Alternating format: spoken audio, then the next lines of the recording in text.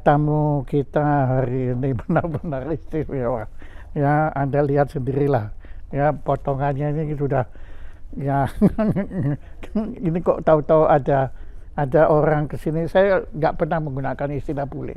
Ya, itu menurut saya itu penghinaan lah bule. Itu kenapa sih? Ya, tapi ya orang yang kebetulan kulitnya beda dengan kami itu, nah, tapi beliau menjadi tokoh suatu bidang musik yang sudah lama saya kagumi, tapi saya betul-betul tidak menguasai musik itu. Nah, saya mungkin tidak berkepanjangan lagi, saya akan langsung aja tanya kepada tokoh ini. Bagaimana beliau ini kok jauh-jauh, ini konon beliau itu dilahirkan di Portland, Oregon, Amerika Serikat. Lah tahu-tahu kok bisa ke Indonesia, ini ceritanya itu bagaimana ya.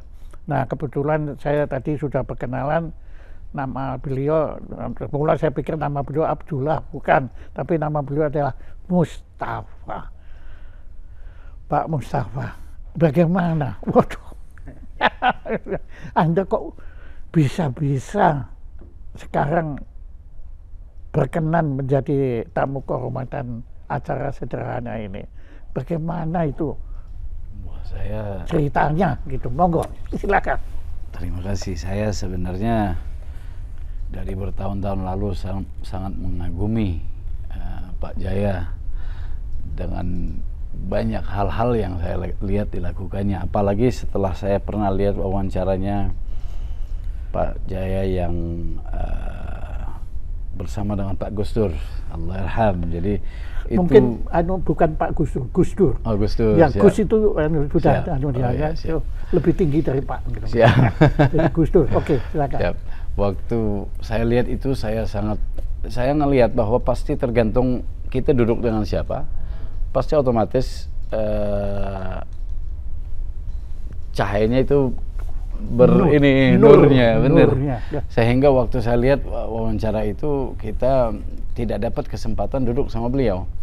Tapi dengan kita bisa duduk sama Pak Jaya, mungkin nurnya mantul dari sana ke sini juga gitu. Luar biasa.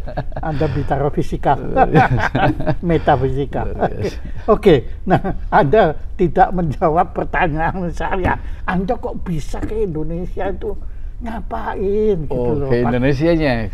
Kalau Indonesia kita gimana ya? Dulu kita punya guru, bapak saya guru tarekat. Tahun 99 beliau punya mimpi untuk murid-muridnya. Saat itu kita kisaran 70 sampai 90 murid beliau di Amerika. Oh, itu di Amerika? Di Amerika. Di Amerika. Di gunung-gunung kita tinggalnya. Jauh banget. Kalau pernah tahu Santa Fe, sekitar 3 jam dari Santa Fe gitu. Santa Fe, New Mexico. New Mexico, benar. Loh, aja tadi kan saya lahir Oregon. Tapi di Santa Fe tinggalnya di sana. Oppenheimer. Los Alamos. Iya, ya, benar. Kita tinggalnya ke utara, jadi lebih ke perbatasan Colorado, Cuesta, New Mexico. Sekitar 3 jam dari Santa Fe. 2,5 jam lah. Oke. Dan sekarang ngapain ayah Anda? Ya maaf, Amerika kan ya kita tahu kan ya Nasrani kan. Loh kok ada tahu-tahu ada seorang warga Amerika Serikat yang beliau guru tarekat, nggak tahu ya beliau untuk masuk Islamnya saat mungkin umur 35 tahun. Saya juga tanya, dia bilang saya nggak tahu, itu kan hidayah aja gitu. Jadi artinya bahwa beliau sempat pokoknya beraneka ragam bagiannya yang akhirnya menjadikan sebuah riwayat di mana beliau masuk Islam gitu. Dari kecil dia bilang pertama kali umur 12 beliau mau Halloween ya. Ya. Dia pernah lihat di TV, zaman itu masih zaman hitam putih TV-nya. Dia lihat. Jadi belum ada film Halloween, belum ada ya? Belum ada macam-macam, tapi orang-orang memerayakan ada. Biasa anak-anak keluar ke jalanan gitu. Nah, terus?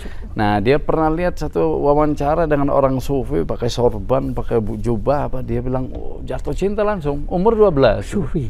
sufi. Jadi waktu itu umur 12 beliau turun, maksudnya Halloween itu, tapi dengan pakai handuk, pakai ini, jadi kayak orang sufi gitu. Walaupun belum paham itu apa gitu, luar biasa. Jadi ada mistiknya. Iya, itu memang garisannya udah. Oke, terus. Ya, habis itu ya ada beberapa kali kejadian hal-hal serupa. Beliau pertama kali, saya ingat beliau pernah bilang kalau pertama kali masuk belajar salat malah justru karena dalam penjara di Australia. Pernah di penjara di Australia? Beliau di penjara bantuin teman saya, temannya beliau, bantuin temannya beliau bawa hashish ke Australia gitu, ketangkep. Nah, jadi kayak film itu, Midnight in Orient, yang itu film pernah nonton enggak? Mungkin belum. Iya, nggak apa-apa, nanti kacau. Ya oke. Ya oke. Ya, jadi habis itu paling nggak cukup lama di sana, di penjara sekitar setahun, dan itu pun hanya setiap Sabtu Minggu gitu. Dibikin ringan buat beliau gitu. Karena alasannya juga dibilang karena temennya sebenarnya yang salah temennya, tetapi dia nggak pernah mau sebut kalau itu salah temennya. Dia bilang nggak, ini punya saya semua, nggak ada orang lain apa segala macam.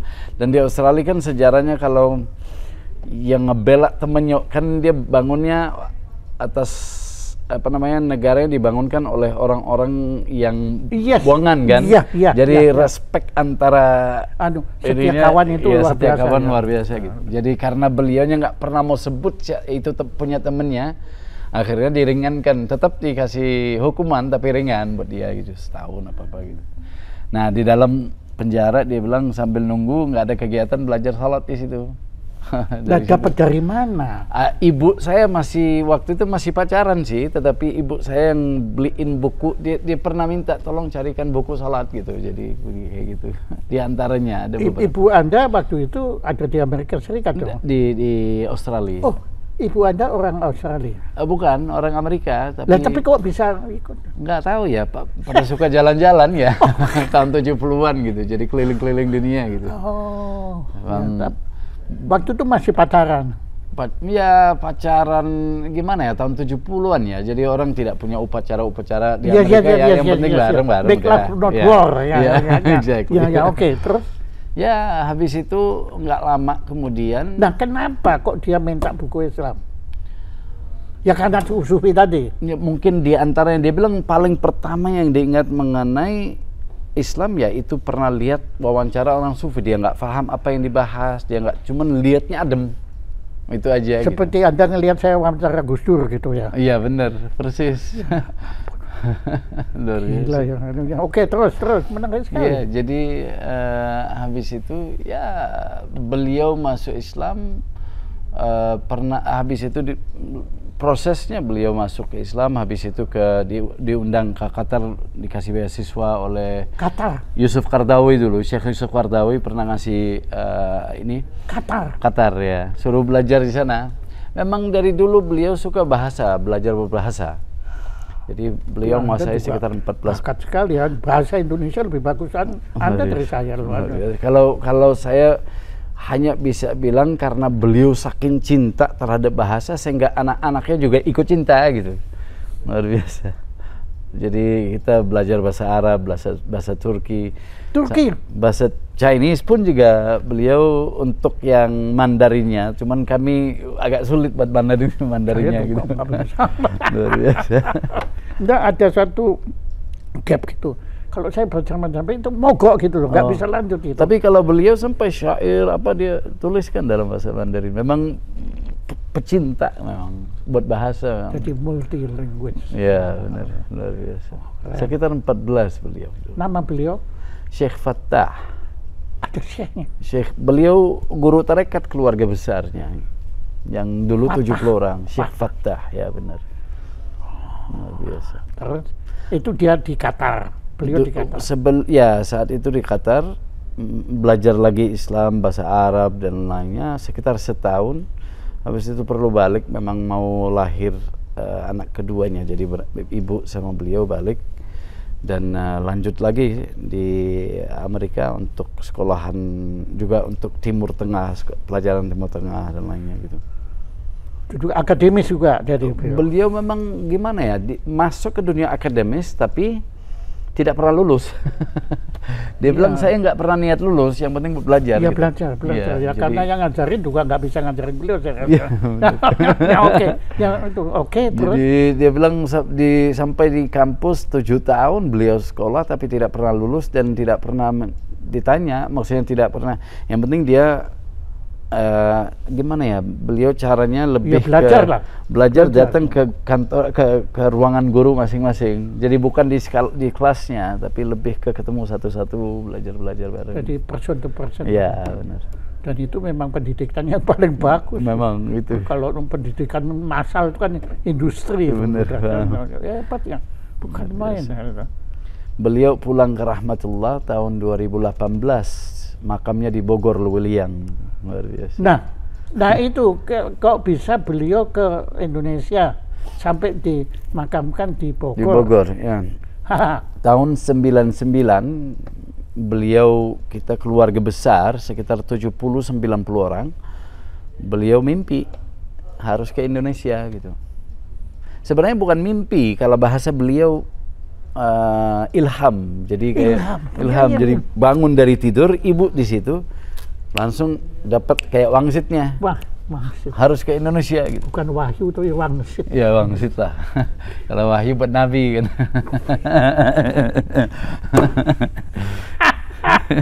Gila, saya baru tahu sekarang. Wahyu itu saya sering menggunakan batu, tapi itu ternyata nabi. Buat nabi, kalau buat umumnya ilham. Gitu. Ilham. Kecuali yang fotografer itu yang di sana namanya Wahyu gitu. Tapi itu bukan anak Anda kan itu? Bukan, itu teman, itu guru saya itu. Kayak Indian ya. Kayak American Indian ya. Orang Betawi ini, Betawi. Oke, terus. Ya, jadi tahun 99 ibu lagi di situ, mungkin lagi urut kakinya apa-apa, bangun dari tidur, beliau ngomong Indonesia. Udah di situ panggil murid-muridnya sekitar 70 sampai 90 orang, kasih tahu bahwa saya mau pindah ke Indonesia, yang mau ikut silahkan. Yang nggak mau ya udah, berarti kan di tarekat kan ada baiat seumur hidup gitu. Kalau udah baiat ya bareng seumur hidup sampai dunia akhirat gitu. Nah, pada saat beliau mau pindah ke Indonesia, hijrah ke Indonesia, disampaikan kalau merasa berat tidak usah ikut, tapi saya berangkat gitu. Jadi kita pisah aja sampai di sini udah gitu. Dan akhirnya yang ikut berangkat? Yang ikut berangkat sekitar 70. Hah? 70 orang, keluarga besar, luar biasa. Luar biasa. 70 nggak sedikit loh. Tahun 99 gitu. Pindah ke Indonesia, habis itu awalnya di Jakarta 3 bulanan. 3 bulan apa 3 itu 3 waktu minggu. Pindah ke Indonesia kan tentunya, tapi Amerika Serikat memang nggak perlu visa ya masuk Indonesia itu. Saat itu untuk masuk tetap perlu ya, visa on arrival ada.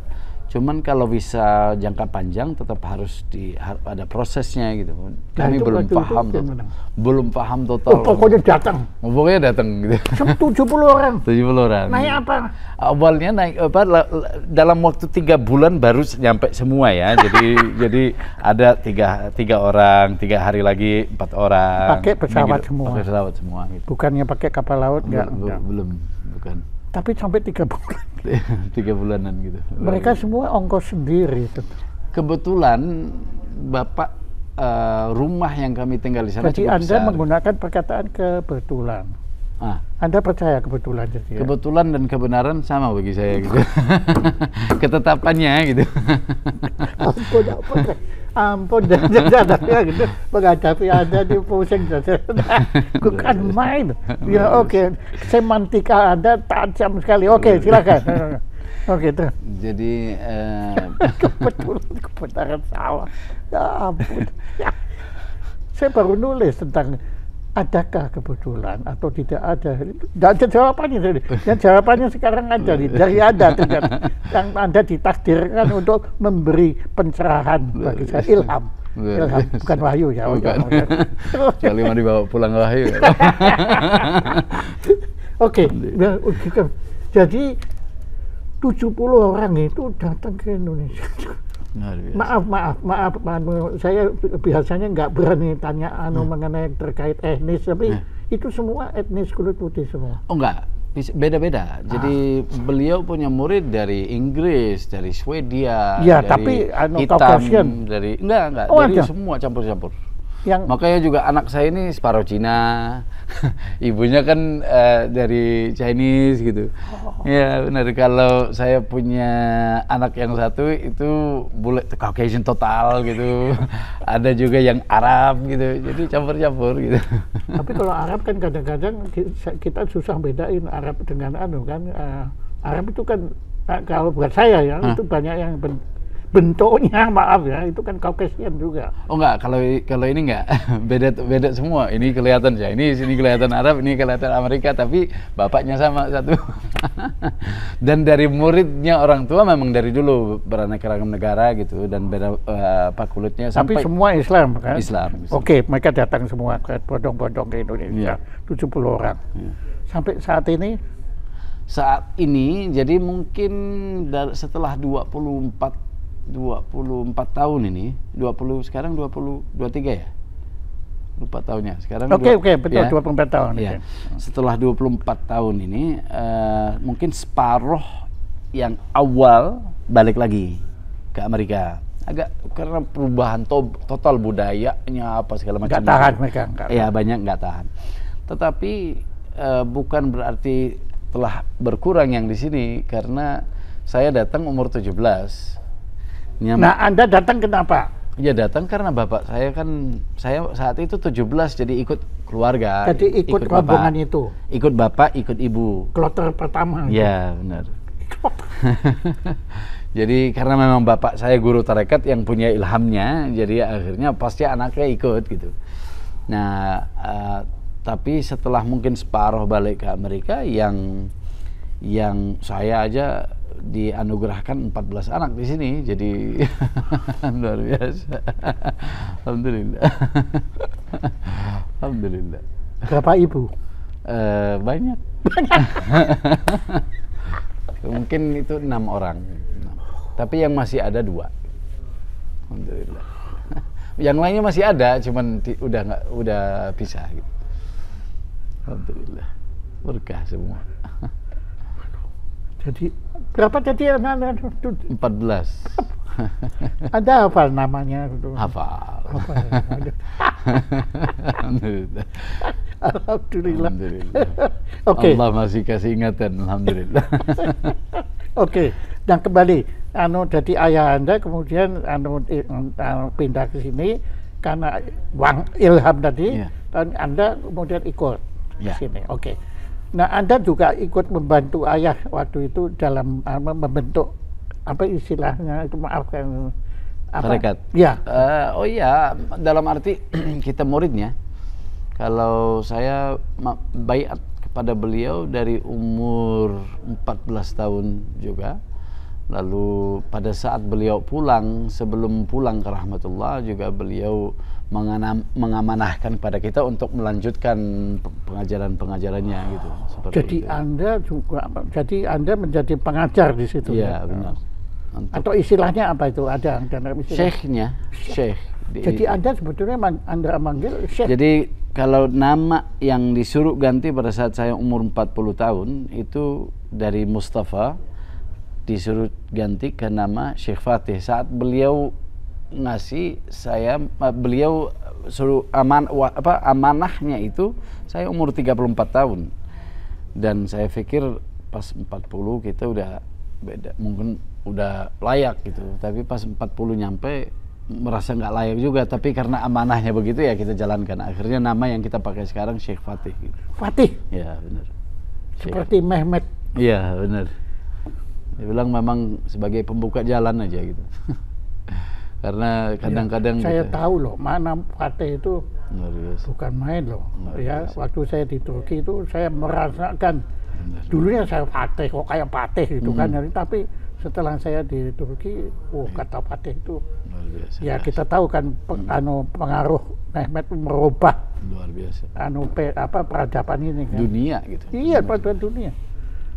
Walaupun ada yang tidak mau ngakui kan, gitu.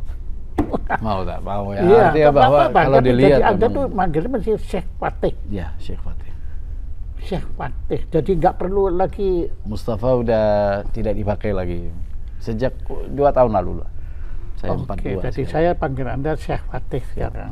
Satu kehormatan. Ya, itu kehormatan. Sebenarnya kehormatannya kepada orang tua karena saya merasa memang tidak ada layaknya, tetapi karena memang diamanahkan harus begitu ya kita udah manut. Ya itu kan kerendahan hati Anda kan. Itu mungkin Anda belajar di Jawa itu gitu.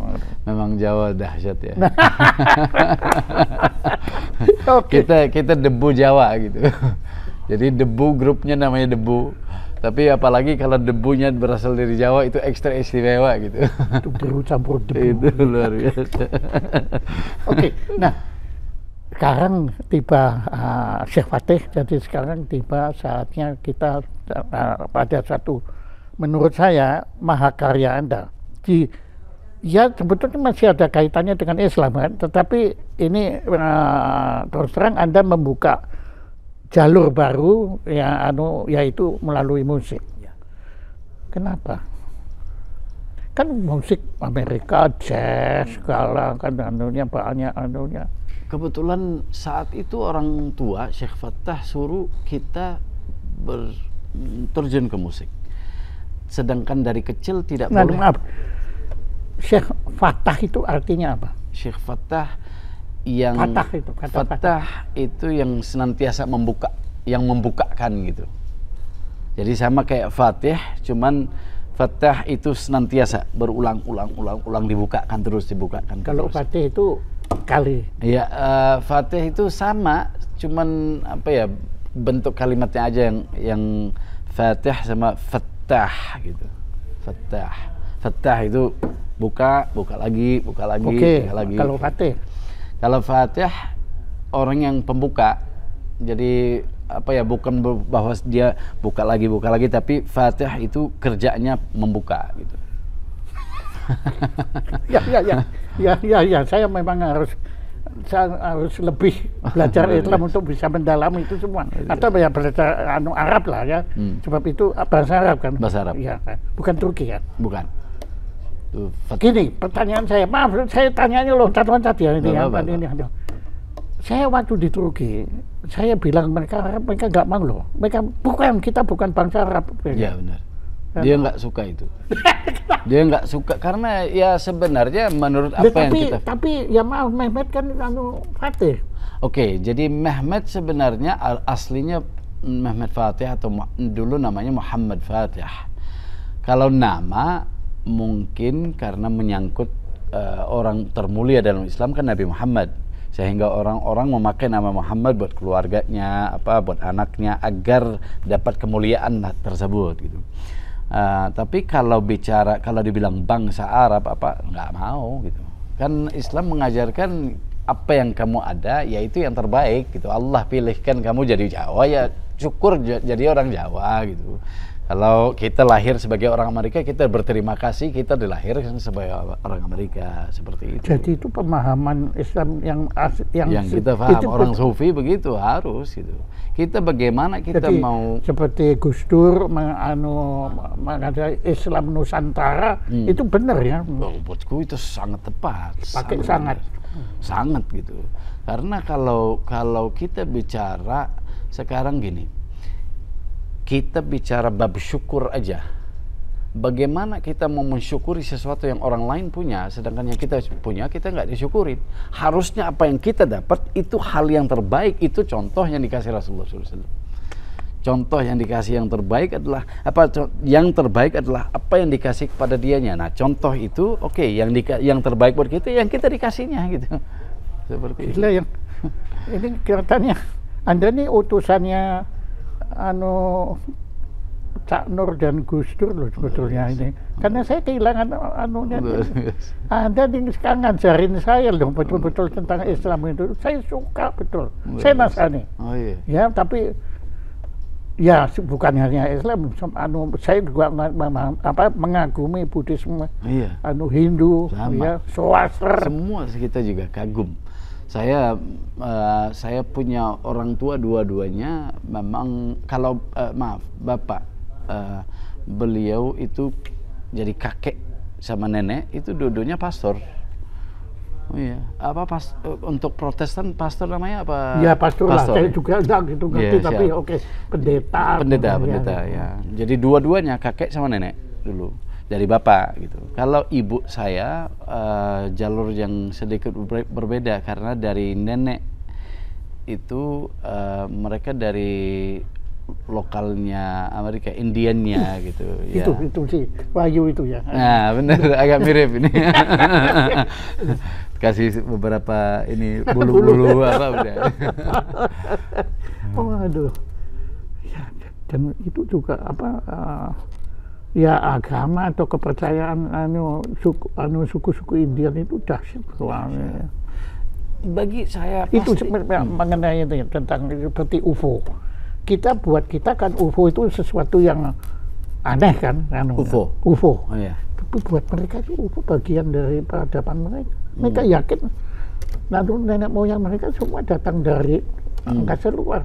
Oh iya, saya belum mengkaji pelajaran itu. Kalau bagus-bagus saja gitu. Iya, artinya orang punya keyakinan buatku bikin kagum aja dalam arti bisa punya pemahaman seperti itu. Gitu. Jadi kalau yang Gus Dur bilang ya kepercayaanmu, kepercayaanku kan gitu. Kita nggak perlu mengorbankan kepercayaan kita, tapi kita juga jangan melecehkan kepercayaan orang lain. Kan? Benar. Itu saya belajar di Mesir.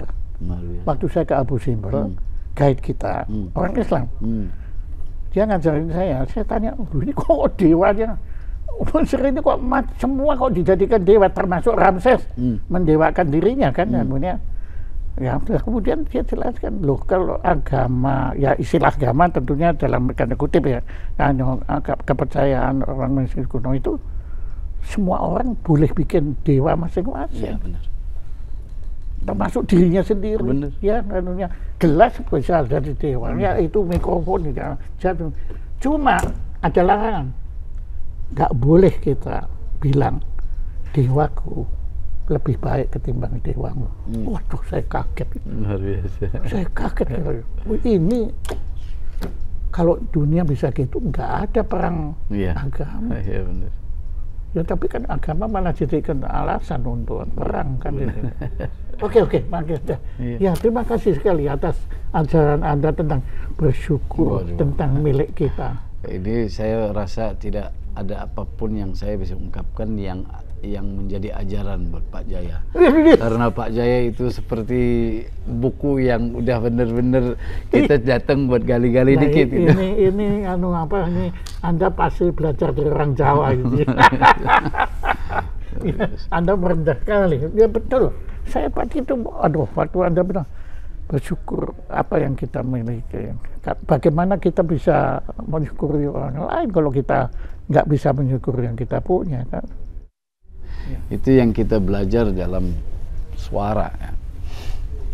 Dalam suara itu yang punya Tuhan, dan pada saat kita meyakini bahwa yang punya suara itu Tuhan, suara di antara semua suara yang terbaik itu yang mana? Ya suaramu yang kamu dianugerahkan gitu. Nah kita orang kalau mau yakini sebuah kitab apapun keyakinannya, tapi kitab suci, semua kitab-kitab itu berasal dari suara. Nah, pada saat dia menemukan ketuhanan di dalam, maksudnya pemilik suaranya, dalam suaranya, maka di situ baru dia akan yakin bahwa kitab suci ada gitu. Kalau cuma sekedar kitab, siapa aja bisa ngarang. Tapi kalau suaranya sendiri itu di mana ada, tapi ada gitu. Kita ngomong di mana suaranya nggak ada, tapi ada gitu. Iya. Betul. Jadi kebenaran kebetulan itu. Kita mengkaji suara itu sebenarnya di antara berkahnya juga kita di musik sufi gitu. Karena di Islamnya banyak, tapi kalau melalui suara itu, suara yang paling dahsyat yang mana? Suara punyamu sendiri. Suara yang pengobat yang mana? Suaramu sendiri. Kalau kamu pakai sebagai obat, Kalau aku cuma lewat doang, oke. Tapi kalau kamu yakini bahwa ini anugerah yang istimewa diamanahkan buatmu, sangat luar biasa gitu. Waduh, saya mendengar suara Anda tadi ya, saya bayangkan ornamen arabeska. Luar biasa. Gitu ya. Saya kalau lihat, Anda pernah ke Alhambra? Ke? Alhambra. Alhamdulillah belum.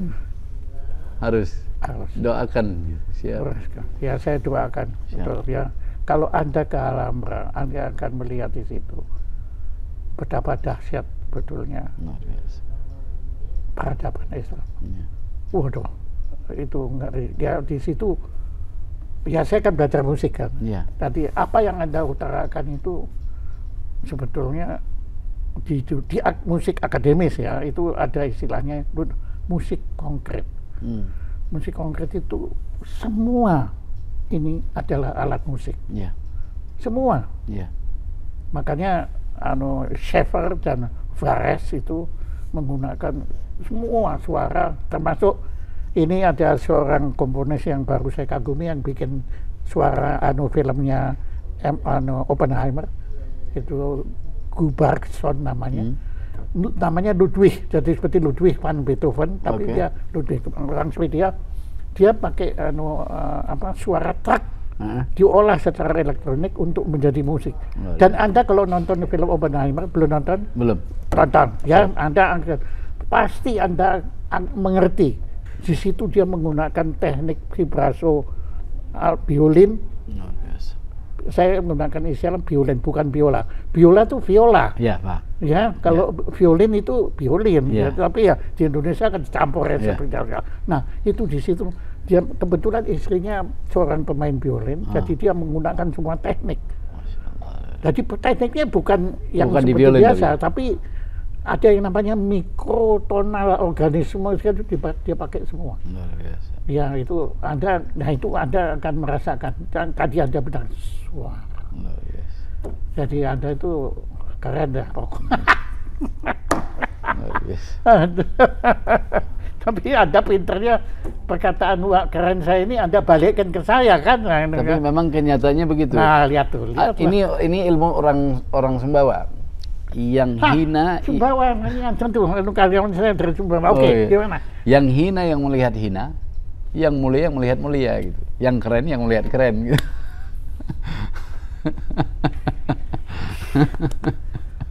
Jadi ya betul-betul mempelajari semua kebudayaan ini ya, keren ya. Ya. Oke. Kalau saya menguji Anda toh percuma, Anda balikkan lagi ke saya. Oke. Lagi balik lagi sampai lupa sampai anunya tadi sampai kita bilang tentang suara tadi. Rupanya Anda mau bilang sekarang tentang grup musik yang Anda bentuk. Ya. Nah, sekarang. Oke. Anda menarik. Tadi Anda sebut alat musik yang menurut saya itu alat musik Arab. Tapi Anda nyebutnya alat musik Sufi. Sufi. Kalau saya bilang Arab, sebelum Arab udah ada musik ini. Jadi karena Arab, kalau bicara sejarah manusia, Arab itu kan nggak terlalu tua gitu. Ini sebelum yang namanya Arab. Anda sudah pasti pernah ke Arab kan? Pernah.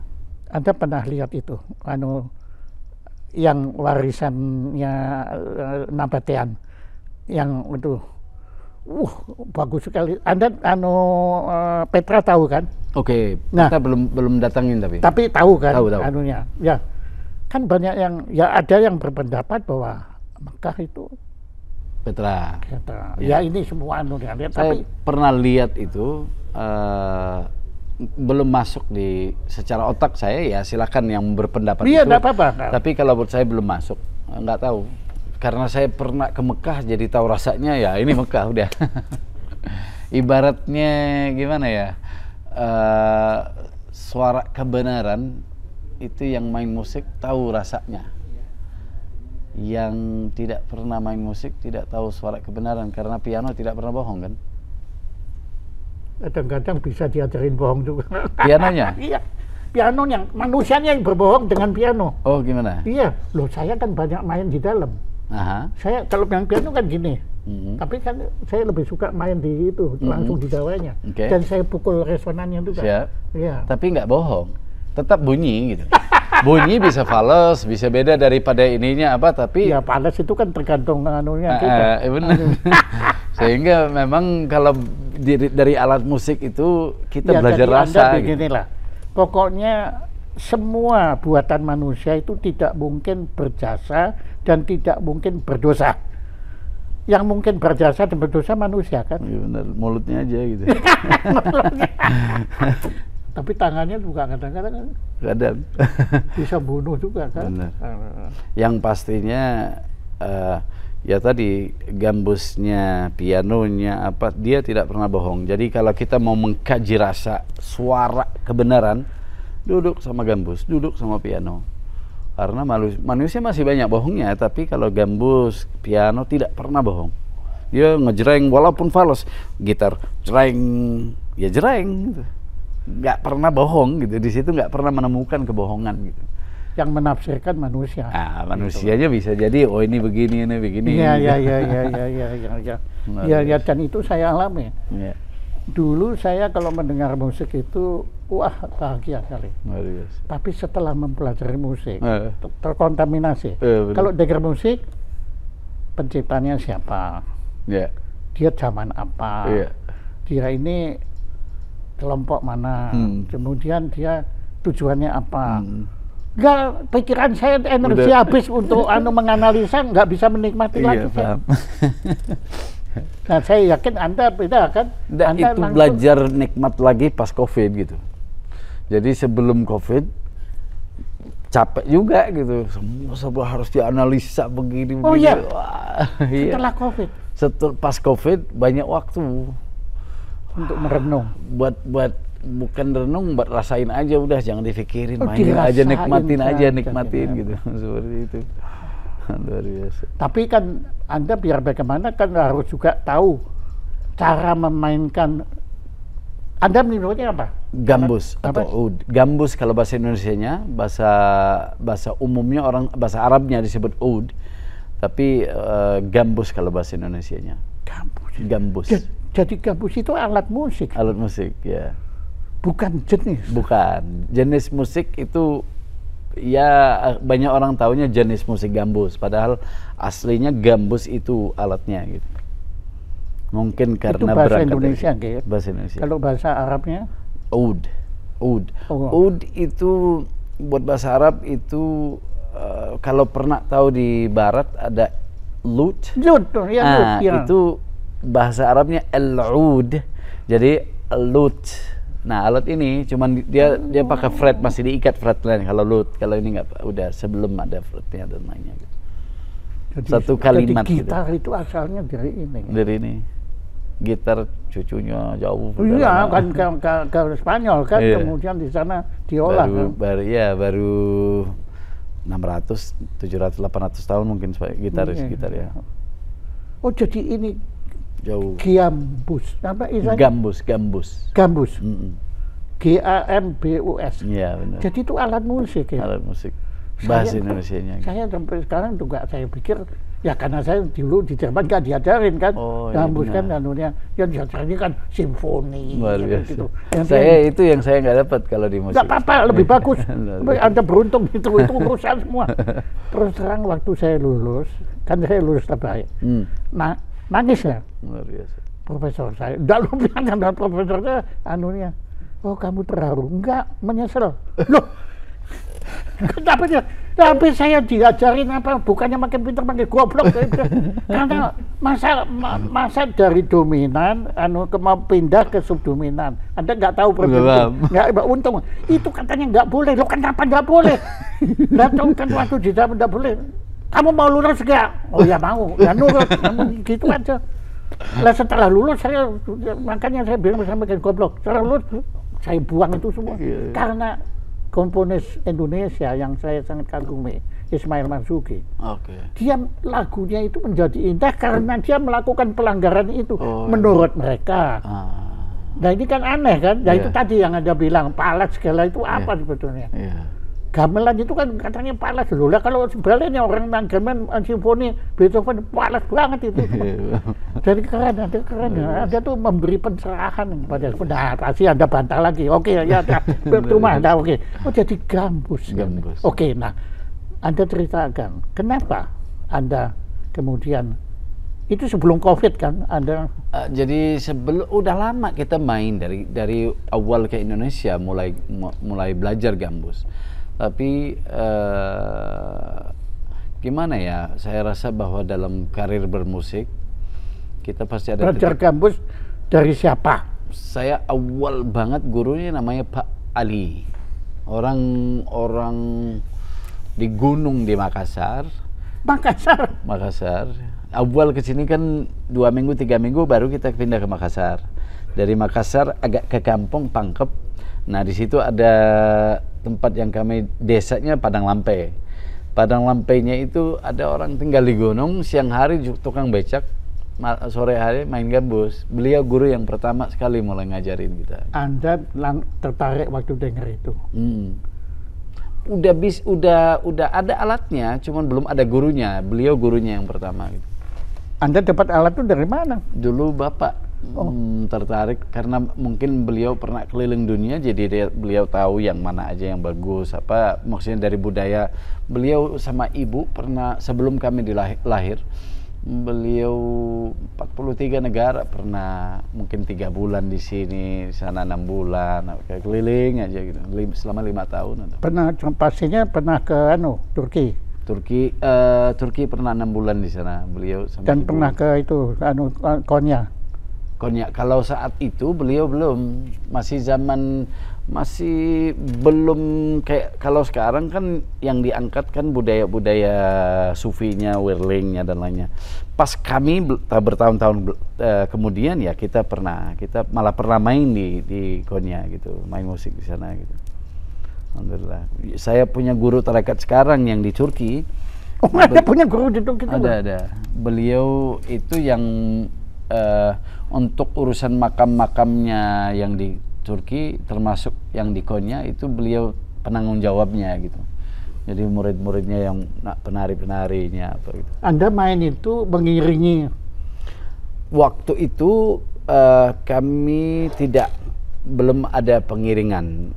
Kita main sebagai tamu dari Indonesia, main di Konya, jadi mereka siapkan tempatnya buat kita gitu. Tapi kalau karena sekarang komunitas whirling di Indonesia ada banyak gitu. Ya, jadi kalau itu malah sering kita bareng-bareng gitu. Menurut Anda, ya sekarang maaf loncat lagi ya Mbak Nunia ya. Derbes itu apa sebetulnya? Saya pernah dapat penjelasan standar, tapi menurutku segala sesuatu yang dahsyat tidak akan berproses yang rumit. Dia kayak gitu. Menurutku, ini semoga mereka tidak tersinggung gitu. Tapi menurutku saat itu ada pemain sulingnya, ada pemain kanunya, ada gambusnya, lengkap, enak banget gitu. Ada beberapa orang, 3-4 orang belum ada kegiatan. Yang lain pada sibuk. Ya udah kalian muter aja. Muter gitu. Udah mulai berkembang dari situ. Orang kasih arti ini, itu apa segala macam. Tapi rata-rata kan muternya nggak gampang itu Bang. Saya pernah nyoba muter terguling-guling. Iya benar. Memang apa ya? Anda pernah nyoba? Pernah. Bisa? Saya pernah belajar. Bisa? Tapi tidak pernah praktekkan. Bisa saat diajarkan bisa. Tapi nggak pusing? Saya lupa udah 15 tahun gitu. Oke. Pasti ada pusing dikit kayaknya gitu. Tapi memang dilatih ya, remaja-remajanya yang awal-awalnya dilatih. Oh, jadi itu bisa dilatih ya? Oh, itu menurutku diantaranya belajar menikmati pusing gitu. Biar orang hidupnya enak gitu. Kan jadi menerima pusing itu sebagai anugerah. Anugerah, bener. Gila ya. Dan menikmati gitu. Iya. Jadi saya pernah dapat pada saat diajarkan kepada kita, awal dulu orang mau belajar tarekat, pertama sekali itu harus belajar whirling. Tapi caranya mereka itu, jadi kalau ruangan dapur itu mungkin segede ini, itu oven, ada satu oven di situ buat masak rotinya kan, makanan pokoknya di sana kan roti. Ini zaman dulu ya, zamannya Ottoman gitu.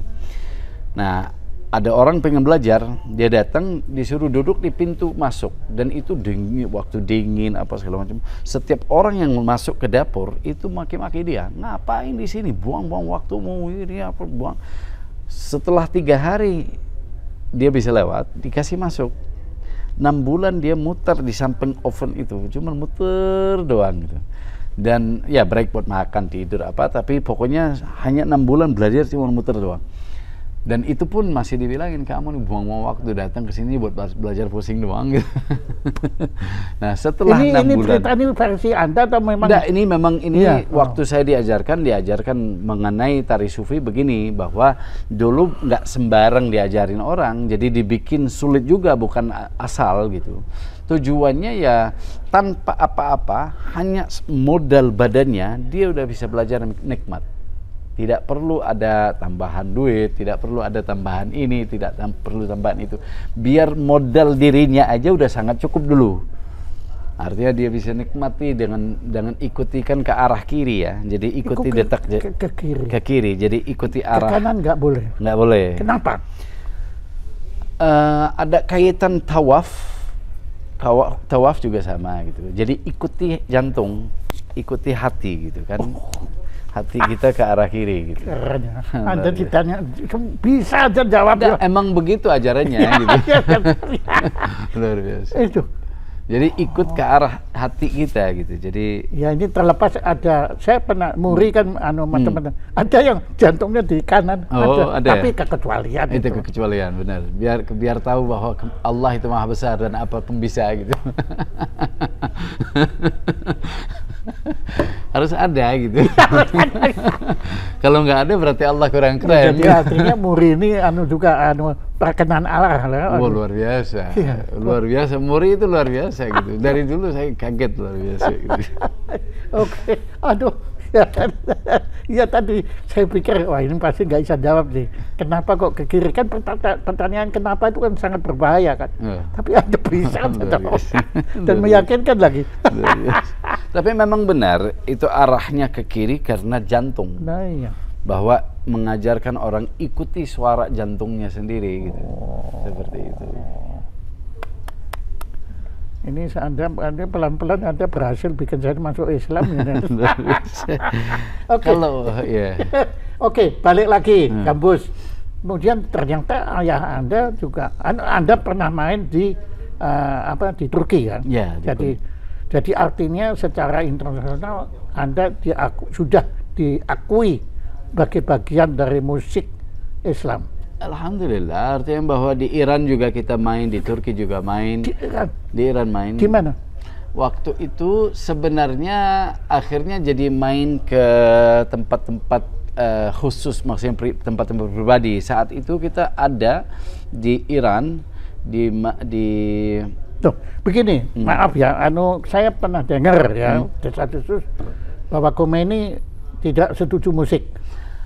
Justru pada saat Khomeini pertama kali dipilih, dia yang milihin penyanyi terbaiknya untuk nyanyi di radio yang cewek. Jadi itu omong kosong itu. Itu menurutku karena ya setiap adanya perkembangan pasti semakin jauh dari sumber.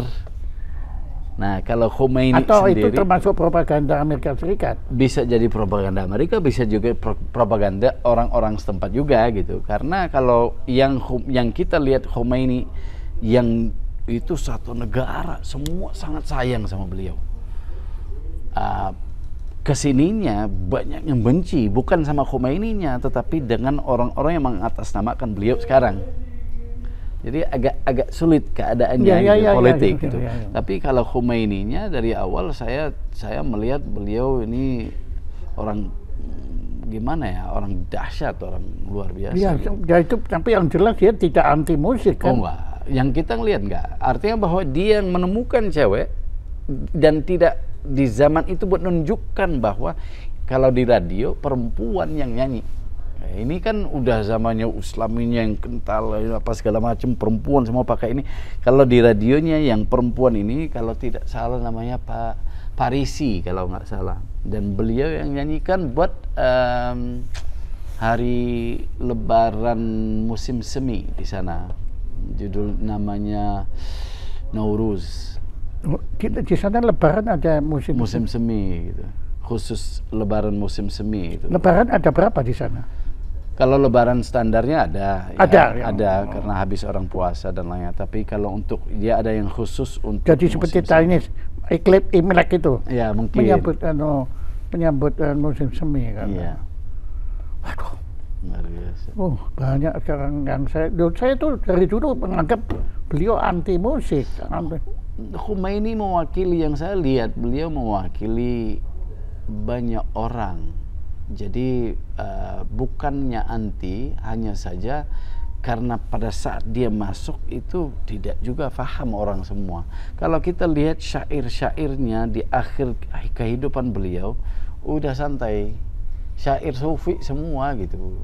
Tapi kalau awal-awalnya ya namanya tegas gitu. Udah orang banyak yang di situ yang dia harus begini, kalau nggak begini ya menjadi masalah.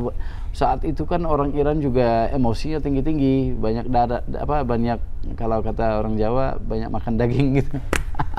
Jadi emosinya tak naik-naik gitu.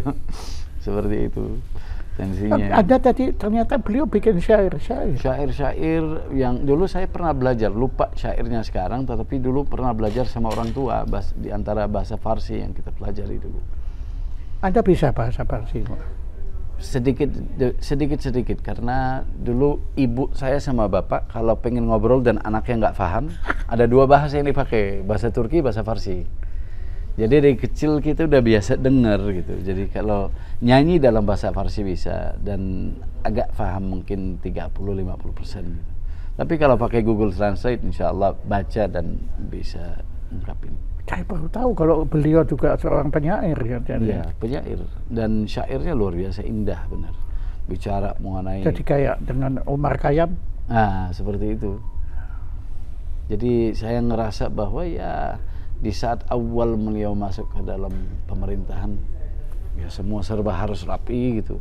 Lama-lama belajar kayak Gus Dur santai aja gitu. Entah yang mana yang gila, rakyat yang gila atau saya. Gitu aja kok repot. Sampai kita bikin lagunya gitu aja kok repot kemarin pas Covid gitu. Luar biasa. Aduh, ya oke, terus Gambus ya, silakan cerita lagi. Ya, jadi untuk kita bermusik sebenarnya. Nah, itu saya dengar pemain-pemain Anda juga banyak orang warga Amerika Serikat. Keluarga rata-rata yang main di Debu itu dulu lebih banyak, sekarang yang ada yang aktif itu saya punya adik Daud. Adik kandung. Oh, ya. Ada juga adik kandung yang namanya? Perempuan. Ada yang Daud, ada Maryam. Daud, ya. Jadi nama keluarga kita pun juga Daud, Al Daud. Kalau saya dari kecil Mustafa Al Daud. Kalau Daud Al Daud gitu. Al Daud itu marganya gitu.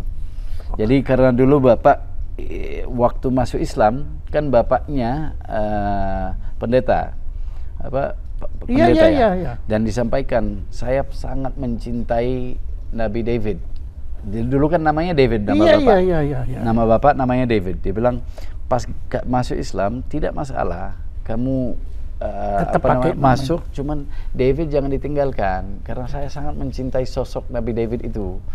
Dan jadi akhirnya buat semua anaknya nama dibikin marga Al Daud atau keluarga David semua, David gitu. Indah ya, beautiful ya sebetulnya agama itu ya. Benar, memang sangat luar biasa. Ya kalau dengerin ini saya terharu loh bagaimana ya saling menghormati, bukannya saling menghujat gitu kan.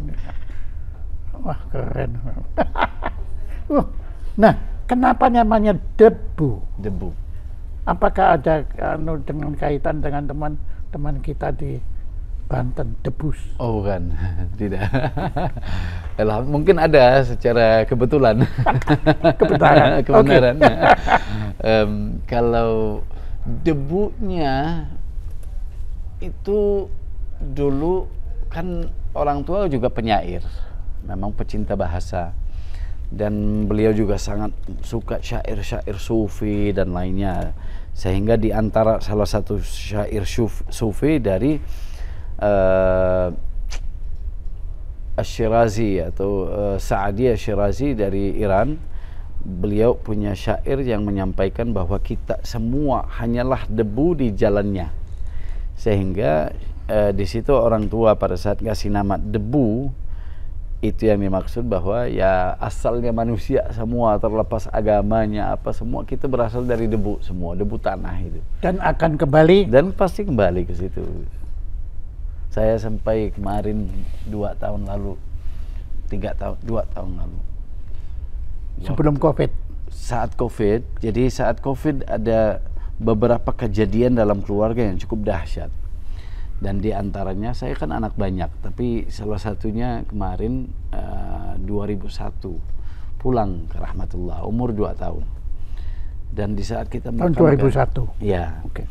Pada saat kita makamkan, ada satu ajaran yang saya diajarkan dari orang sini, bahwa kan di kafan, dikasih kain kafan, tapi dibuka mukanya dan seolah-olah dia mencium debunya di situ. Jadi itu buat saya itu satu ungkapan yang sangat luar biasa. Artinya bahwa kita berasal dari debu, dan pada saat kembali itu kayak dicium gitu, disiapkan diri buat istilahnya dipeluk kembali gitu. Sangat luar biasa. Aduh, Anda melukiskannya sangat puitis. Oke, silakan teruskan. Iya, jadi apa namanya, menyangkut debu tadi, asalnya debu, arti dibalik nama debu. Nama debu itu dulu orang tua yang pakai nama Dust on the Road di Amerika. Sebelum kami di Indonesia, Dust on the Road gitu. Baru pas pindah ke Indonesia, beliau menyampaikan lebih bagus. Dulu sudah mendirikan grup musik. Grup musik, tapi lebih ke musik klasik rock atau bahkan klasik rock. Iya. Kalau ke arah musik begini, jadi kayak country road gitu. Iya, bener. Agak ada country-nya, ada klasik rock-nya, ada kayak gitu.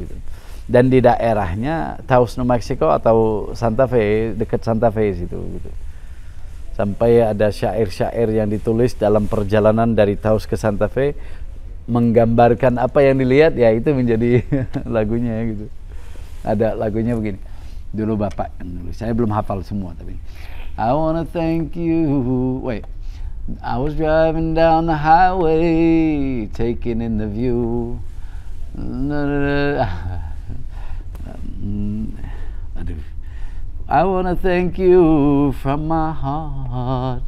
Please forgive me if I stop and start. Semua yang digambarkan itu syairnya, tapi itu refnya. I want to thank you from my heart. Please forgive me if I stop and start. You know, gitu. Itu beliau belum Islam. Itu sudah Muslim. Udah Muslim. Jadi pengaruh Islam sebetulnya sudah ada di situ. Udah, dan memang sebelum Islam pun udah terpengaruhi oleh syair-syair ya. Penyair-penyair Maulana Jalaluddin Rumi, Khaja Abdullah Al-Ansari, Ghazali, Imam Al-Ghazali. Imam Al-Ghazali punya satu syair mengenai gambus bagus banget. Ini bisa diminum. Silakan. Boleh ya? Siap. Tadi sebelum Anda minum, Anda menyebut apa? Bismillah mungkin? Iya. Ya. Ada beberapa sih yang biasa kita pakai, jadi saya lupa yang mana yang keluar gitu. Kadang sampaikan salam Zam-Zam. Zam-Zam kirim salam gitu, biar seneng diminum gitu. Apa itu istilahnya apa? Ibaratnya kalau kita mau minum air, iya, kita boleh asal minum, tapi kita bisa juga sampaikan Zam-Zam. Iya, bahasanya apa? Oh, Zam-Zam yusallim alaik, bahasa Arab. Iya. Yusallim alaik. Indah ya bahasa Arab. Luar biasa. Ya, jadi Imam Ghazali punya syair mengenai gambus, dan itu adalah bahwa man lam yuharrikhu ar-rabi'u wa azharuha wal 'udu wa autaruha fahuwa fasidul mazaj wa laysa lahu ilaj. Bahwa barang siapa yang tidak terharu oleh musim semi dan bunga-bunganya dan gambus dan senar-senarnya, maka campurannya rusak dan tidak ada obat baginya. Pakai ancaman. Ghazali ya. Imam Ghazali itu luar biasa. Oh, harus disebut imamnya ya, Imam Iya. Ghazali. Sebenarnya lebih bagus biar, karena beliau dampaknya. Jadi sebelum jadi belajar sufi, beliau belajar syariat. Habis dia mau tinggalkan, dia punya murid banyak-banyak, tapi ditinggalkan muridnya kepada adiknya apa abangnya, beliau jadi pejalan. Jalan orang sufi aja, jalan aja gitu. Musafir 11 tahun gitu. Hilang, orang nggak tahu pada kemana gitu. Setelah 11 tahun mereka pada nanya, dia bilang orang syariat mencari Tuhan melalui syariat. Orang sufi bilang melalui rasa. Dan saya temukan bahwa kalau Tuhan pengen ketemu saya, baru saya ketemu gitu. Suka-suka dia aja gitu. Tidak ada kaitan mau pintu yang mana, silakan aja gitu. Intinya kalau udah waktunya dia mau ketemu, pasti ketemu. Luar biasa. Waduh, keren. Ya. Oke, pengaruh Umar Khayyam bagaimana? Kalau Umar Khayyam pada orang tua berpengaruh, cuman saya sendiri masih belum kaji, belum masuk. Karena saya pengagum beliau, karena beliau mathematician juga. Oh, luar biasa. Saya kan sedang mempelajari, mendalami kembali matematika. Masya Allah. Menurut saya itu matematika itu filsafat sebetulnya. Cuma dalam angka. Iya. Ya, dalam Islam juga ada kan? Ada. Itu angka itu. Ada. Kita dulu belajar justru dalam tarekatnya Jawa. Dulu waktu kita belajar mengenai angka dari Anak Caraka dan lainnya dari sana gitu. Untuk bahasanya disebut primbon gitu. Tapi dulu kita belajarnya melalui jalur Jawanya, malah angka-angkanya apa segala macam. Jadi Anda juga mendalami, pernah pelajarinya dan sangat bermanfaat gitu, sangat luar biasa gitu. Membuat orang nggak pusing gitu. Hanya ada 9 angka, tinggal pelajari aja gitu. Kalau kata Gus Dur gitu aja kok repot gitu. Ya, tapi kalau dari kejawen itu saya belajar satu ya seni betulnya, kerendahan hati. Itu kalau kita dengan pakai ketinggian hati, kita nggak akan ngerti apa-apa tentang dunia ini.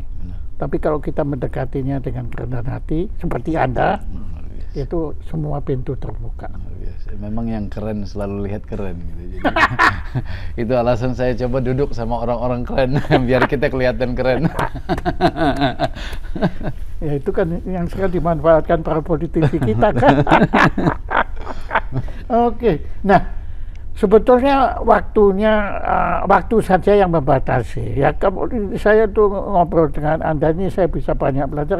Sebetulnya waktunya itu harus sama dengan wayang kulit sebetulnya. Ya, semalam suntuk, kalau perlu disambung lah. Nah, tapi sekarang tentu yang ditunggu-tunggu oleh kita semua, termasuk saya, yaitu tolong Anda sampaikan itu tadi, mungkin kalau bisa tadi syairnya Imam Ghazali tadi, atau terserah Anda dengan alat musik. Dengan alat musik. Gambus. Siap. Jadi lagunya judulnya Orang Gila Mah Bebas. Ini apa, orang gila apa? Orang gila mah bebas. Mah. Ya kalau di Depok ngomong gitu, bicaranya gitu. Orang gila mah bebas gitu. Ya, oke. Jadi ini saya banyak menemukan kearifan lokal yang luar biasa gitu. Maksudnya dari sudut bahasanya yang sangat luar biasa. Kalau kita mengkaji, kadang-kadang mungkin orang nggak anggap kayak nggak ada artinya gitu. Tapi kalau kita mengkaji, sangat luar biasa gitu. Jadi orang gila itu bebas, dan kalau kita pengen merasakan kebebasan, kita harus respect kepada orang gila gitu. Jangan dianggap dia hal yang enggak, ini kita respect, kita cium tangan kalau perlu pas ketemu gitu. Biar kita dapat juga sedikit berkah dari kebebasannya dia gitu. Bayangin kalau kita, oh ini orang bisa telanjang di tengah jalan, nggak mikir gitu. Tapi kitanya, oh masih mungkin buka baju aja kita masih mikir 2 kali gitu. Seperti itu. Jadi judulnya Orang Gila Mah Bebas.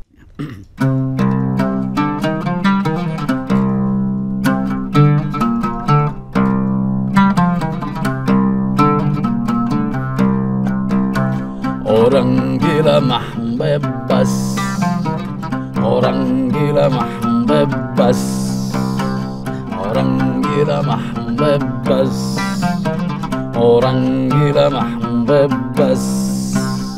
Tiap hari raya, tiap tanggal merah, bebas dari buruk sangka. Memang dahsyat orang gila. Kemana-mana dia pergi bebas, di mana-mana dilayani yang waras. Dia nggak memerlukan pengakuanmu, justru kau pada dia memang perlu. Biar kerasa warasmu, orang gila mah bebas, orang gila mah bebas, orang gila mah bebas, orang gila mah bebas. Dia nggak tahu dia gila, tapi kau yang memberi nama. Dia hidup semau dia, lalu kau sebut dia gila.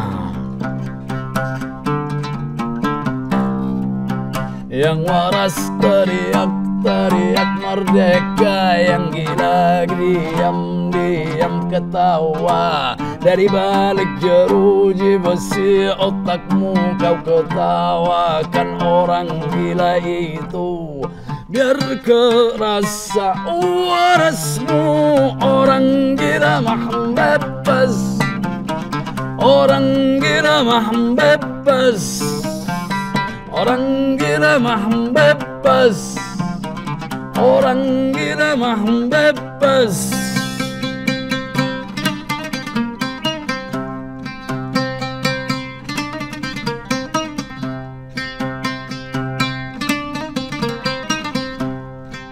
Hormatku padamu, izinkan aku menghibur dirimu, biar ku dapat berkahmu.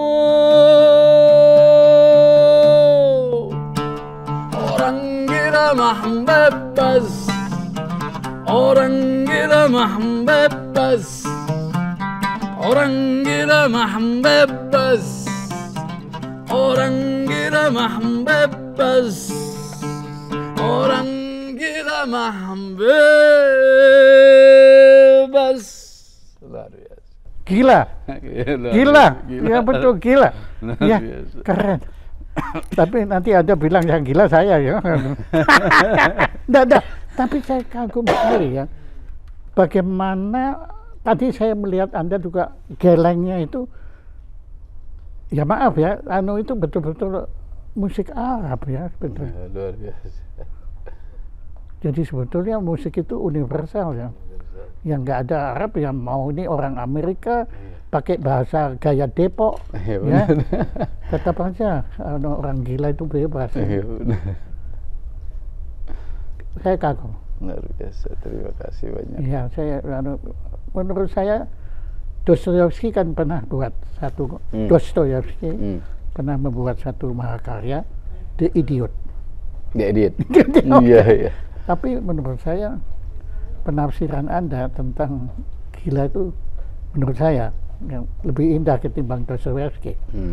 Justru memang kita harus cium tangan kalau ketemu guru kita. Dia ngajarkan kita, dia nggak pernah mikir. Kita bilangin dia gila, dia santai aja, hidup suka-suka dia aja gitu. Gitu aja kok repot gitu. Jadi saya bilang Anda keren itu buat Anda Enggak, memang gua kirim gitu. Memang begitu. Tapi sebagai bentuk penghormatan, sebenarnya dalam hati kita udah lama mengagumi dirimu gitu. Sehingga pada saat Allah keluarkan kalimat-kalimat indah dari mulutmu, hati ikut senang juga gitu. Luar biasa. Gila ya, jadi Anda dalam mewakili beliau, Anda tidak menggunakan tapi Anda menggunakan mu dan aku ya di situ ya. Anda memang pada waktu Anda bicara itu bukan Anda diri Anda lagi ya, sudah ada sesuatu yang pada diri Anda ya. Tapi ya itu loh, geleng-gelengnya segala itu ya buat saya ya yang dangkal pengetahuan itu. Dan Anda menurut saya biasanya kan musik rakyat itu pentatonik. Arab itu enggak. Dia bagi saya saptatonik, 7. Dia itu semua, makanya tadi kan Anda memang menjawab nggak ada tuh do re mi fa sol, nggak ada.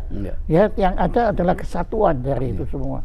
Itu Anda benar itu karena sabta nadanya itu, bahkan saya kan muridnya Kinarto Sabdo. Anda mungkin pernah dengar Kinarto Sabdo. Nah, saya kan pelajari pentatonik Jawa. Itu aneh, Pak. Itu pentatonik jadi kan 1 3 4 5 7 ya. Anda nggak perlu ngerti dah, itu pokoknya itu bahasa saya. Nah, anehnya itu Arab itu di atasnya, kok di piano itu kan putih semua. Itu Arabnya itu kalau pentatonik itu angka ke-6-nya itu adalah di atas C, yang hitam, kemudian yang as. Itu yang di atas yang G.